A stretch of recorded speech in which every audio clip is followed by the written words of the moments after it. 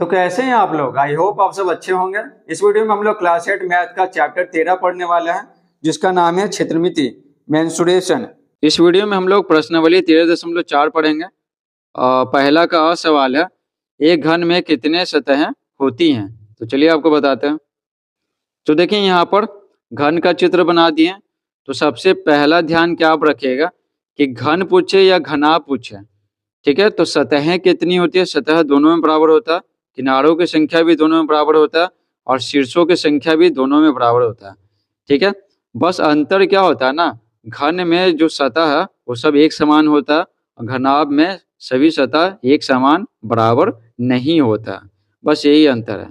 लेकिन सतह पूछे, ठीक है, किनारों की संख्या पूछे और शीर्षों की संख्या पूछे, ठीक है, तो दोनों में बराबर होता है। आगे देखिए क्या पूछ रहा है, में एक घन में कितने सतहें होती हैं, ठीक है, ऊपर में, ठीक है, और एक क्या है, एक नीचे में है, नीचे में हो गया, ठीक है। एक है बाएं तरफ और एक है दाएं तरफ, ठीक है, और एक है क्या, एक देखिए, एक है ये वाला आगे की तरफ, ठीक है, और एक है ये वाला, एक है पीछे की तरफ, ठीक है। तो टोटल कितना हो गया, टोटल 6 सतह हो गया। अब किनारों की संख्या देखिए, एक ये हो गया, एक, दो हो गया, तीन हो गया, चार हो गया, पाँच हो गया, छः हो गया, सात हो गया, आठ हो गया, नौ हो गया, 10, 11 और 12, ठीक है। तो किनारों की कुल संख्या कितना हो गया, 12 हो गया। अब देखिए शीर्ष, देखिए कितने शीर्ष होते हैं, सब ये बताएंगे अभी। कितने शीर्ष होते हैं, एक हो गया, दो हो गया, तीन हो गया, चार, पाँच, छः, सात और आठ, ठीक है। शीर्ष कहते हैं ना कि दो किनारे हैं ना, दो किनारे जिस बिंदु पे मिलते हैं उसको शीर्ष कहते हैं। एक किनारा ये है, एक किनारा ये है, तो यहाँ मिल रहा है तो ये शीर्ष हो गया। एक किनारा ये है, एक किनारा ये है, ठीक है, तो यहाँ पे मिल रहा, ठीक है, ये भी किनारा है तो यहाँ मिल रहा, एक किनारा, ये क्या हो गया, शीर्ष हो गया। तो शीर्ष कितना हो गया, 8 हो गया। तो देखिए यहाँ पर अ का उत्तर लिखेंगे। अ का उत्तर, एक घन में कितने सतहें होती हैं, तो 6 सतहें होती है। ब है, ब का उत्तर लिखेंगे यहाँ पे। किसी घनाभ में किनारों की कुल संख्या कितनी होती है, तभी आपको बताया कितना, 12। अ, ब और स लिखेंगे यहाँ पे। घन और घनाभ के सतहों में क्या अंतर है, तो लिखेंगे घन के सभी सतहों, घन के सभी सतहों का क्षेत्रफल, सभी सतहों का क्षेत्रफल, क्षेत्रफल एक समान होता है, एक समान, ठीक है, होता है। लेकिन लेकिन घनाभ के नहीं, लेकिन घनाभ के नहीं, ठीक है। घनाभ का सभी सतह क्या बराबर नहीं होता, ठीक है, इसलिए उसमें लंबाई, चौड़ाई और ऊंचाई होता है। द देखिए, घन में कितने शीर्ष होते हैं, तभी आपको बताएं 8 शीर्ष होते हैं। तो द का उत्तर लिखेंगे यहाँ पे, उत्तर 8 लिख देंगे। दूसरा देखिए, नीचे घनाभ के किनारों की लंबाइयां दी हुई हैं, उनके तो अ में क्या करना है, कुल पृष्ठ का क्षेत्रफल निकालना है और ब में आयतन निकालिए, ठीक है। तो देखिए पहला पहला का यहाँ पे उत्तर लिखेंगे। ये लंबाई है, ये चौड़ाई है और ये ऊंचाई है, तो लिखेंगे कुल पृष्ठ का क्षेत्रफल, कुल पृष्ठ का क्षेत्रफल, कुल पृष्ठ का क्षेत्रफल, ठीक है। तो कितना होता है, 2 into L B plus B H plus L H होता है। तो 2 गुने एल कितना है, 10, बी है 5, बी है 5, एच है 6, एल है 10 और एच है 6, ठीक है। तो 2 गुने 10 पच्चीस 50, 5 छक 30, 10 छक 60, ठीक है, 2 गुने 50, ठीक है, 30, 80, 80 और 60, 140, तो 140 हो गया। तो 14 दूनी 28, तो हो गया। सब मीटर में है तो क्या हो जाएगा, मीटर स्क्वायर हो जाएगा। तो ये हमारा निकल गया कुल पृष्ठ का क्षेत्रफल। अब हमें आयतन निकालना है, तो लिखेंगे घनाभ, घनाभ का आयतन, ठीक है, घनाभ का आयतन। आयतन बराबर क्या होता है, लंबाई गुने चौड़ाई गुने ऊंचाई होता है। तो लंबाई यहाँ पे है 10 मीटर, चौड़ाई है यहाँ पे 5 मीटर और ऊंचाई है यहाँ पे 6 मीटर। ठीक है, 10 पचे 50, ठीक है, 5 छक 30, यानी 10 से गुना करेंगे 300 हो जाएगा, तो मीटर का क्यूब हो जाएगा। ठीक है, यानी घन मीटर हो गया। कुल पृष्ठ का क्षेत्रफल निकाल लिया, घनाभ का, फिर आयतन निकाल लिया। अब देखिए, अब इसका निकालेंगे दूसरा नंबर 17, 12 और 10 है। दूसरा सवाल देखिए, 17, 12 और 10 सेंटीमीटर। तो लंबाई है 17, चौड़ाई है 12 और ऊंचाई है 10। तो कुल पृष्ठ का क्षेत्रफल कितना निकल जाएगा? तो लिखेंगे कुल पृष्ठ का क्षेत्रफल, पृष्ठ का क्षेत्रफल। ठीक है, तो ये घनाभ है, तो क्या हो जाएगा 2 into L B plus B H plus H L. ठीक है, एच एल लिखिए या फिर एल एच लिखिए, दोनों सेम ही है। 2 गुने लंबाई है 17, फिर हो जाएगा 12, फिर 12 गुने 10, फिर हो जाएगा एल कितना 17 और एच है 10। ठीक है, तो 2 गुने और 17 को 12 से गुना करेंगे, 17 दूनी 34 और 17 7 3 10। ठीक है, 204 आ जाएगा, तो लिख लेंगे 204। 12 को 10 से तो 120, 17 को 10 से तो 170, 2 गुने तो 4 हो गया, 7 2 9, 7 2 9 हो गया, 1 और 2 और 4 हो गया। ठीक है, तो 494 हो गया।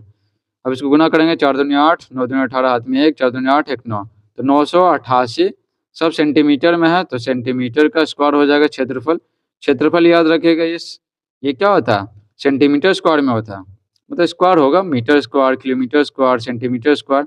और आयतन हमेशा क्यूब में रहता है, मीटर क्यूब घन, मीटर क्यूब हो गया, सेंटीमीटर क्यूब हो गया, मिलीमीटर क्यूब हो गया, इस तरह से। अब देखिए, अब आयतन पूछा जा रहा था, तो लिखेंगे घनाभ का आयतन। घनाभ का आयतन बराबर लंबाई गुने चौड़ाई गुने ऊंचाई। तो लंबाई है 17, ठीक है, सेंटीमीटर, चौड़ाई है 12 सेंटीमीटर, ठीक है, और ऊंचाई है 10 सेंटीमीटर। 17 को 12 से गुना करेंगे, 17 को 12 से गुना तो कर ही चुके हैं, तो कितना आया था, देखिए यहाँ पे 204 आया, यहाँ पे लिख देंगे 204 और 10 से गुना करेंगे तो 204 और 10 से गुना किए तो 0 आ गया। 3 को सेंटीमीटर है तो सेंटीमीटर क्यूब हो गया, तो यही हमारा हो गया आंसर, और ये हो गया हमारा आंसर। तीसरा देखिए, 5 सेंटीमीटर किनारे वाले एक घन से 1 सेंटीमीटर किनारे वाले कितने घन काटे जा सकते हैं। ठीक है, तो 5 सेंटीमीटर किनारे वाले एक घन से 1 सेंटीमीटर किनारे वाले कितने घन काटे जा सकते हैं। ठीक है, इस तरह का सवाल पूछेगा ना, तो क्या करेंगे, ऊपर में रखेंगे बड़ा वाला का आयतन और नीचे में रखेंगे छोटे वाले का आयतन। तो यहाँ पे लिखेंगे घनों की संख्या, घनों की संख्या बराबर, यहाँ पे लिखेंगे 5 सेंटीमीटर, ठीक है, 5 सेंटीमीटर किनारे, किनारे वाले घन का आयतन, घन का आयतन, और बट्टा में लिखेंगे 1 सेंटीमीटर वाला काटना है ना, तो 1 सेंटीमीटर किनारे वाले, किनारे वाले घन का आयतन, घन का आयतन। ठीक है, तो 5 सेंटीमीटर, तो घन का आयतन क्या होता है, भुजा का क्यूब होता है। 3 बार लिख देते हैं, 5 सेंटीमीटर गुने 5 सेंटीमीटर गुने 5 सेंटीमीटर, भुजा का क्यूब यानी 3 बार गुना करेंगे, और इसका भी 3 बार गुना करेंगे।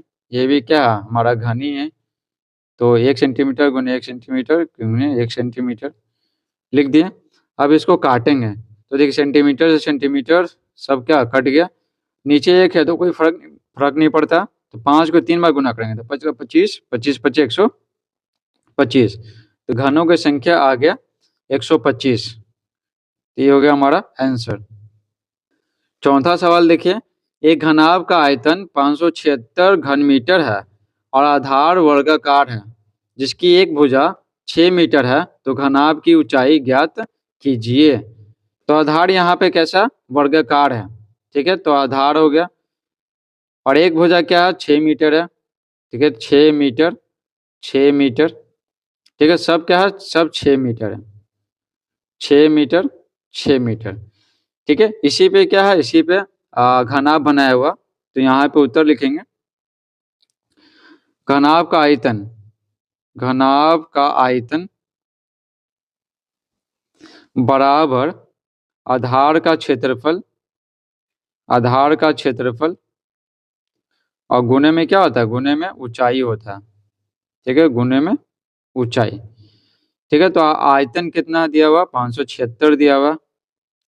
ठीक है, और आधार का क्षेत्रफल, ये क्या वर्गाकार है ना, तो वर्गाकार, तो क्या हो जाएगा, क्षेत्रफल भुजा स्क्वायर होता है, ऊंचाई, ऊंचाई h मान लेते हैं, तो 576 भुजा कितना है, 6 है, तो 6 का स्क्वायर हो जाएगा गुने h, 6 का स्क्वायर 36 होता है, 576 हो जाएगा। ठीक है, तो 76 गुना में, तो इधर जाएगा तो क्या हो जाएगा, भागा में हो जाएगा, तो यहाँ पे भागा में कर लेते हैं, h बराबर 576 बट्टा में 36। अब इसको काटेंगे। ठीक है, तो कैसे काट लें, 9 से काट लेते हैं, 9 चौक 36 हो जाएगा, इसको 9 से काटते हैं, तो कितना बार में कटेगा, देखिए, तो 9 छक 54 हो जाएगा, 3 बच गया 6, तो 9 छक 36, यानी 64 बार में कटेगा, तो काट देते हैं 64 बार में, काट दिए 64 बार में। आप फिर से कटेगा, तो देखिए यहाँ पे 4 एकम 4 हो जाएगा, 4 एकम 4, 4 छक 24, तो इसलिए h बराबर यहाँ पे निकल गया 16। और सब क्या है, मीटर मीटर में है ना। ठीक है, तो आयतन घन मीटर में है, भुजा मीटर में है, तो ये भी क्या आएगा, मीटर में आएगा, तो h बराबर हमारा हो गया 16 मीटर। तो लिखेंगे अतः, अतः घनाभ की ऊंचाई, अतः घनाभ की ऊंचाई, ऊंचाई 16 मीटर है, 16 मीटर है। पांचवा सवाल देखिए, 12 सेंटीमीटर किनारे वाले दो घन बराबर से जोड़ दिए जाएं तो नए घनाभ का पृष्ठ क्षेत्रफल ज्ञात कीजिए। तो देखिए यहाँ पर अगर दो घन को जोड़ देंगे ना, तो यहाँ पर ये भी हो जाएगा 12 सेंटीमीटर। ठीक है, तो यहाँ पर भी ये क्या है, 12 सेंटीमीटर, तो ऊंचाई तो 12 सेंटीमीटर है, लेकिन लंबाई यहाँ पर कितना हो जाएगा, 12 सेंटीमीटर प्लस 12 सेंटीमीटर हो जाएगा, चौड़ाई भी सेम ही रहेगा, ये 12 सेंटीमीटर। ठीक है, तो सिर्फ बदलेगा क्या, बदलेगा लंबाई, समझ गए ना, तो यहाँ पे उत्तर लिखेंगे। ठीक है, लिखेंगे जोड़ने पर, जोड़ने पर घनाभ की लंबाई। ठीक है, दो घन को जोड़ेंगे तो घनाभ बनेगा, तो लिखेंगे जोड़ने पर घनाभ की लंबाई, और यहाँ बोल रहा है कि नए घनाभ का, यानी दो घन को जोड़ेंगे तो घनाभ बनेगा, बोल भी रहा, तो लिखेंगे जोड़ने पर घनाभ की लंबाई, एल बराबर कितना हो जाएगा, 12 सेंटीमीटर प्लस 12 सेंटीमीटर, तो हो जाएगा 12 दूनी 24, तो लिखेंगे 12 सेंटीमीटर प्लस 12 सेंटीमीटर, तो 12 बड़ा कितना हो गया, 24 सेंटीमीटर हो गया, हो गया। अब ये चौड़ाई, तो देखिए चौड़ाई कितना होगा, चौड़ाई, चौड़ाई में कोई परिवर्तन नहीं होगा, तो ये 12 है तो 12 रहेगा।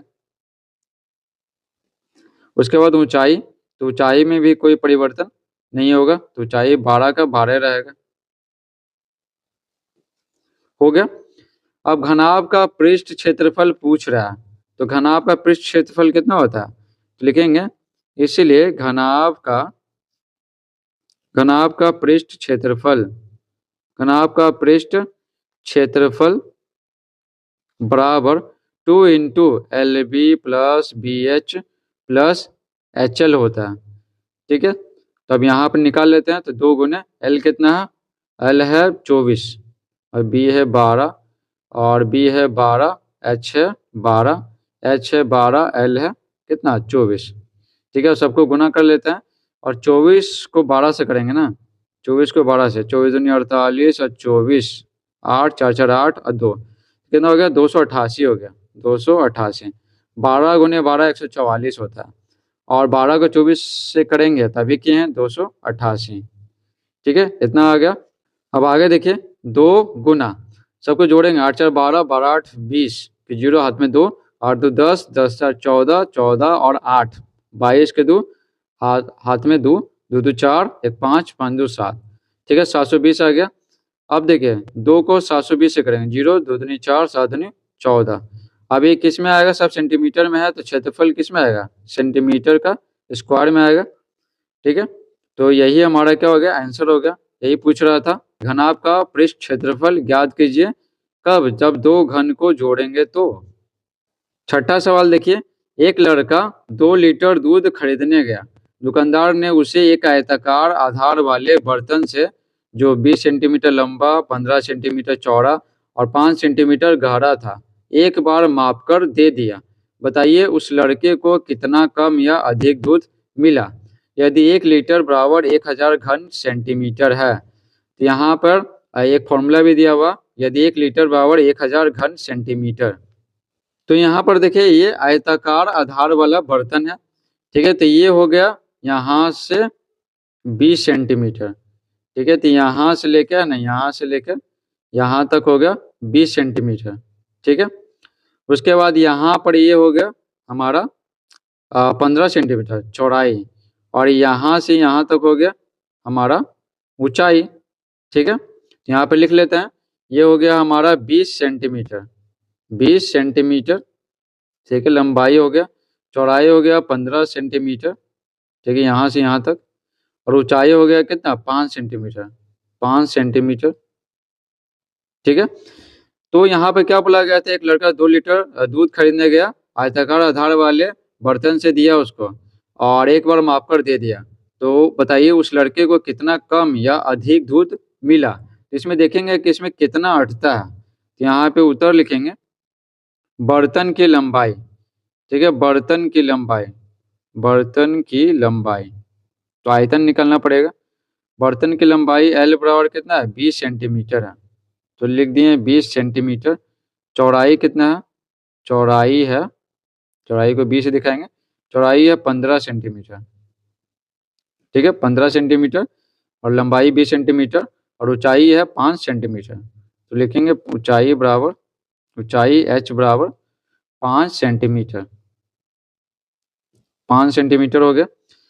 तो इसलिए लिखेंगे बर्तन का आयतन, तो बर्तन का आयतन, ठीक है। तो कितना उसको दूध दिया निकालते हैं, L गुने B गुने H, लंबाई गुने चौड़ाई गुने ऊंचाई। तो 20 सेंटीमीटर गुना 15 सेंटीमीटर गुना 5 सेंटीमीटर, ठीक है। अब देखिए 15 पचे 75, 75 दूनी 150 होता है, तो 150 हो गया, और ये 0 बच गया, तो 0 भी लगा देते हैं। और क्या को सेंटीमीटर, 3 को सेंटीमीटर, सेंटीमीटर का क्यूब हो गया। अब देखिए यहाँ पे क्या लिखा हुआ था, 1 लीटर बराबर क्या होता है 1000 घन सेंटीमीटर। घन सेंटीमीटर मतलब सेंटीमीटर का क्यूब ही होता, तब इसको लीटर में बदल लेंगे, समझे। तब आगे लिखेंगे इसी बर्तन से दिया दूध, तो लिखेंगे इसलिए लड़के को दूध मिला, तो लड़के को दूध मिला, तो कितना मिला 1500, ठीक है, घन सेंटीमीटर मिला, घन सेंटीमीटर। अगर 1000 घन सेंटीमीटर, ठीक है, बराबर 1 लीटर है, ध्यान से समझिएगा 1 लीटर है, तो 1 घन सेंटीमीटर में क्या होगा, कम रहेगा, तो 1 बटा क्या हो जाएगा 1000 लीटर हो जाएगा, समझे। और 1500 वाला बराबर क्या हो जाएगा 1500, तो 1500 से गुना कर देंगे, तो 1500 बटा कितना निकल गया 1000 निकल गया, यानी 1000 से भागा देंगे ना, तो घन सेंटीमीटर में, तो वो लीटर में बदल जाएगा।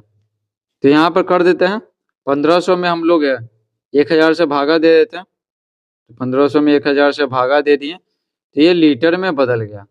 अब इसको काट लेंगे, तो देखिए 2 0 2 0 कट गया, एक बराबर कितना आ गया 1.5 लीटर आ गया। 1.5 का मतलब क्या होता है 1.5 लीटर होता है, ठीक है। तो यहाँ पर देखिए एक लड़का ना 2 लीटर दूध लेने गया, अब उसको दिया है 1.5 लीटर, तो ये क्या है, ये उसको ठग लिया। तब आगे लिखेंगे अतः, अतः लड़के को, अतः लड़के को, तो 2 लीटर दूध लेने गया था ना, तो कम मिला, तो 2 लीटर माइनस कितना कम मिला, तो घटाते हैं, तो बराबर कितना हो जाएगा 0.5 लीटर। 0.5 का मतलब क्या होता है आधा लीटर होता है, तो यहाँ पे लिख लेते हैं ब्रैकेट में, और क्या आधा, आधा लीटर, आधा लीटर कम दूध मिला, कम दूध मिला, हो गया आंसर। 7वां देखिए, एक तालाब की लंबाई 20 मीटर, चौड़ाई 12 मीटर और गहराई 8 मीटर है, तथा एक दूसरे तालाब की लंबाई और चौड़ाई 20 मीटर के बराबर है, तथा गहराई पहले तालाब के बराबर है, यानी गहराई कितना 8 मीटर है। किस तालाब में अधिक पानी अटेगा। तब यहाँ पे उत्तर लिखेंगे, उत्तर बराबर तो पहले तालाब की लंबाई चौड़ाई ऊंचाई लिख लेते हैं। तो पहले तालाब की लंबाई L बराबर 20 मीटर, ठीक है। चौड़ाई है, चौड़ाई बराबर, चौड़ाई B बराबर, चौड़ाई कितना है 12 मीटर है, ठीक है। उसके बाद देखिए ऊंचाई कितना है, ऊंचाई H बराबर 8 मीटर। तो यहाँ पर आगे निकाल लेते हैं। तो पहले तालाब का आयतन निकाल लेते हैं। तो पहले तालाब का आयतन, उसमें कितना पानी हटेगा तो आयतन ही निकालना पड़ेगा। पहले तालाब का आयतन बराबर लंबाई गुने चौड़ाई गुने ऊंचाई। तो लंबाई है 20 मीटर, चौड़ाई है 12 मीटर और ऊंचाई है 8 मीटर, ठीक है। तो देखिए यहाँ पर गुना करेंगे तो 12 दूनी 24 हो गया, यानी 240 हो गया, ठीक है। 8 से गुना करेंगे तो 8 चौके 32 के 2 हाथ में 3, 8 दूनी 16, 16 3 19 और 1 जीरो है तो 1 जीरो लगा दिए। तो कितना हो गया 1920 हो गया, 1920 मीटर का क्यूब। अब यहाँ पर दूसरे तालाब का भी निकालेंगे। तो पहले जो दिया वो लिखेंगे। तो लिखेंगे अब दूसरे तालाब की लंबाई, ठीक है, दूसरे तालाब की लंबाई। तो यहाँ पे L बराबर लिखेंगे, L बराबर, तो कितना है दूसरे तालाब की लंबाई, लंबाई और चौड़ाई दोनों 20 मीटर है, तो लिखेंगे 20 मीटर, ठीक है। और चौड़ाई लिखेंगे, चौड़ाई B बराबर 20 मीटर हो गया। अब लिखेंगे ऊंचाई H बराबर, ऊंचाई कितना है, ऊंचाई यानी गहराई होता, तो गहराई पहले तालाब के बराबर है तो 8 मीटर है, ठीक है। तो गहराई और ऊंचाई दोनों सेम ही होता, तो यहाँ पे भी गहराई लिख लेते हैं, ठीक है, और यहाँ पे भी गहराई लिख लेते हैं। तो दोनों तरफ गहराई लिख लेते हैं, गहराई और यहाँ पे भी लिख लेंगे गहराई, ठीक है। तो गहराई कितना है 8 मीटर है, लिख लिए। अब यहाँ पर हम लोग निकालेंगे आयतन। तो लिखेंगे दूसरे तालाब का आयतन, दूसरे तालाब का आयतन। तो क्या होता है लंबाई गुने चौड़ाई गुने ऊंचाई होता है। तो 20 मीटर गुने 20 मीटर गुने कितना 8 मीटर, ठीक है। तो बी 2 को गुना करेंगे 2 दूनी 4 और 4 8 32, 2 जीरो है तो 2 जीरो हो गया, मीटर 3 गो है तो मीटर क्यूब लिख दिए। तो यहाँ पर देख रहे हैं यहाँ पे ज़्यादा कौन है, देखिए ये ज़्यादा है कि ये ज़्यादा है, जाहिर सी बात है यहाँ पे 3200 मीटर क्यूब ज़्यादा है और 1920 मीटर क्यूब से, ठीक है। तो अतः लिखेंगे, अतः दूसरे तालाब में अधिक पानी हटेगा, तो आयतन ज़्यादा है उसका, अतः लिखेंगे अतः दूसरे तालाब में अधिक पानी हटेगा, अधिक पानी हटेगा, ठीक है। तो यही पूछ रहा था कितना पानी हटेगा, यहाँ पे लिख दिए हटेगा, हो गया आंसर। 8वां सवाल देखिए, एक खाली डिब्बा जिसमें साबुन रखा जाना है, डिब्बों की लंबाई 0.40 मीटर, चौड़ाई 0.25 मीटर तथा ऊंचाई 0.25 मीटर है। साबुन 5 सेंटीमीटर गुना 4 सेंटीमीटर गुना 2 सेंटीमीटर साइज का है, डिब्बा में कितने साबुन रखे जा सकते हैं। तो ये आंसर यहाँ पे लिखेंगे, उत्तर पहले जो दिया हुआ वो लिखेंगे। तो खाली डिब्बे का लिख लेते हैं। तो लिखेंगे खाली डिब्बे की लंबाई, L बराबर है 0.40 मीटर, ठीक है। उसके बाद है क्या चौड़ाई, तो लिख लेते हैं चौड़ाई B बराबर है 0.25 मीटर और यहाँ पे ऊंचाई H बराबर है 0.25 मीटर, ये भी वही है, चौड़ाई और ऊंचाई यहाँ पे समान है। आगे साबुन का लिखते हैं। तो कितने साबुन रखे जा सकते हैं ना, तो लिखेंगे एक साबुन की लंबाई L बराबर लिखेंगे 5 सेंटीमीटर है, चौड़ाई यहाँ पे है तो इसको बी से दिखाते हैं, तो 4 सेंटीमीटर और ऊंचाई है यहाँ पे h बराबर हो गया कितना, 2 सेंटीमीटर। अब यहाँ पर देख रहे हैं तीनों तीनों 2, 4 और 5 सब सेंटीमीटर में है, यहाँ पर सब मीटर में है, तो मीटर को सेंटीमीटर में बदल देते हैं। तो देखिए 1 मीटर बराबर क्या होता है, 100 सेंटीमीटर होता है। देखिए 0.40 और 100 से गुना करेंगे। अब इसको हटाएंगे तो नीचे 2 जीरो आएगा, ये कट जाएगा तो कितना 40 आ जाएगा। तो 40 यहाँ पे कितना हो जाएगा, सेंटीमीटर। तो लिख लेते हैं 40 सेंटीमीटर। इसी तरह बाकी का भी कर देंगे, तो इसका आ जाएगा 25 सेंटीमीटर और इसका आ जाएगा 25 सेंटीमीटर। हो गया। अब आगे देखते हैं, यहाँ पे कितना बोला गया, डिब्बा में कितने साबुन रखे जा सकते हैं। तो यहाँ पर लिखेंगे, इसलिए साबुनों की संख्या बराबर लिखेंगे खाली डिब्बे का आयतन। ठीक है, खाली डिब्बे का आयतन, खाली डिब्बे का आयतन बटा में लिखेंगे एक साबुन का आयतन, एक साबुन का आयतन, एक साबुन का आयतन। ठीक है, तो खाली डिब्बे का आयतन क्या, लंबाई गुना चौड़ाई गुना ऊंचाई होता, तो 40 सेंटीमीटर गुना 25 सेंटीमीटर गुना 25 सेंटीमीटर। ठीक है, लंबाई गुना चौड़ाई गुना ऊंचाई हो गया। और एक साबुन का आयतन देखिए 5 सेंटीमीटर, लंबाई गुने चौड़ाई गुने ऊंचाई, तो लंबाई गुने चौड़ाई गुने कितना, ऊंचाई। ठीक है, अब इसको काट लेंगे तो देखिए centimetre centimetre centimetre centimetre centimetre centimetre cut गया।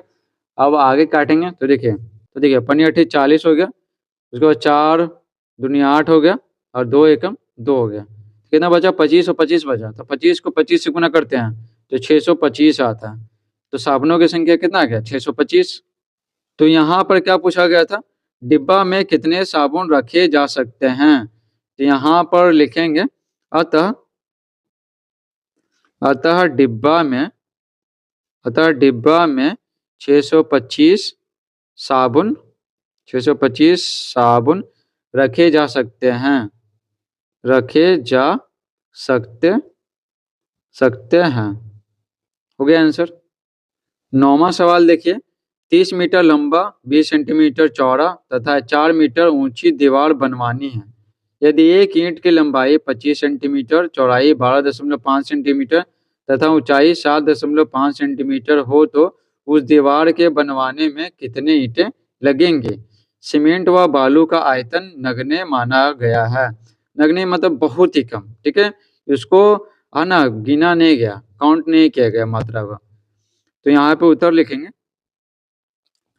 सबसे पहले जो दिया वो लिख लेते हैं। यहाँ पे दीवार है ना, लिखेंगे दीवार। ठीक है, दीवार की लंबाई तो L बराबर हो जाएगा कितना, 30 मीटर। ठीक है, चौड़ाई है यहाँ पे B बराबर 20। ठीक है, यहाँ पर सेंटीमीटर में दिया हुआ, ध्यान रखिएगा। ठीक है, चौड़ाई सेंटीमीटर में है और ऊंचाई H बराबर 4 मीटर है, ये मीटर में। ठीक है, आगे देख लेते हैं। तो यहाँ पर क्या है, ईंट का भी लिख लेते हैं। तो एक ईंट की लंबाई बराबर 25 सेंटीमीटर, 25 सेंटीमीटर हो गया। और चौड़ाई, तो चौड़ाई कितना दिया हुआ, चौड़ाई B बराबर दिया हुआ 12.5 सेंटीमीटर। और ऊंचाई यहाँ पे एक ईंट का, ठीक है, तो LBH, तो H है 7.5 सेंटीमीटर। ठीक है, तो देखिए ईंटों की संख्या कैसे निकालेंगे, तो लिखेंगे इसलिए ईंटों की संख्या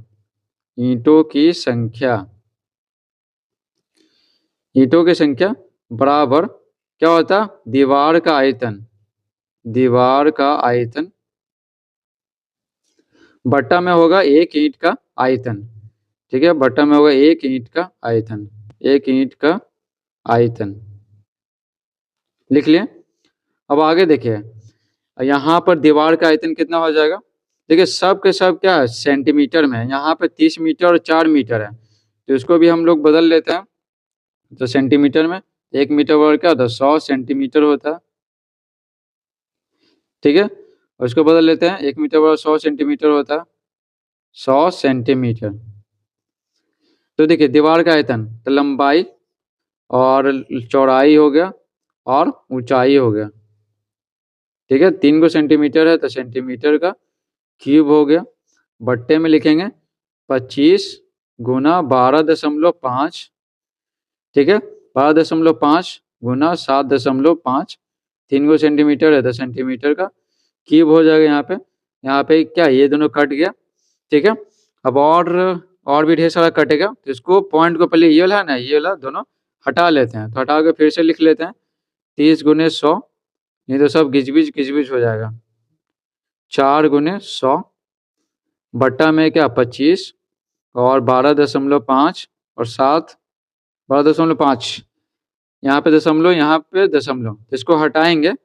ठीक है, तो नीचे कितना आएगा, 10 आएगा। इसको हटाएंगे, नीचे 10 आएगा, तो 2 10 हो गया यानी 100। ठीक है, 100, तो 100 कहाँ चला जाएगा, ऊपर चला जाएगा, तो उसको ऊपर भेज देते हैं। 100 को भेज दिए। अब यहाँ पर काटेंगे, तो देखिए 25 चौके कितना 100 होता है।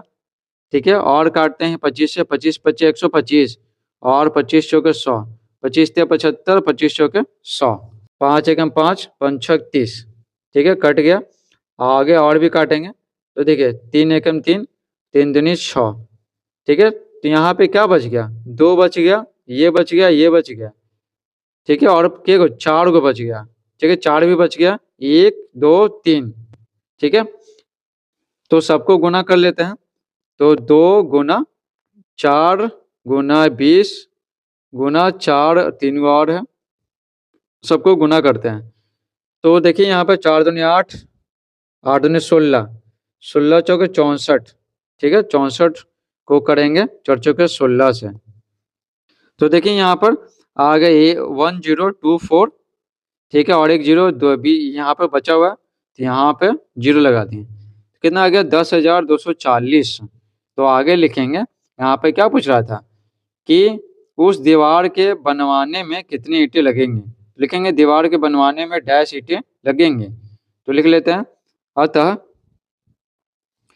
अतः दीवार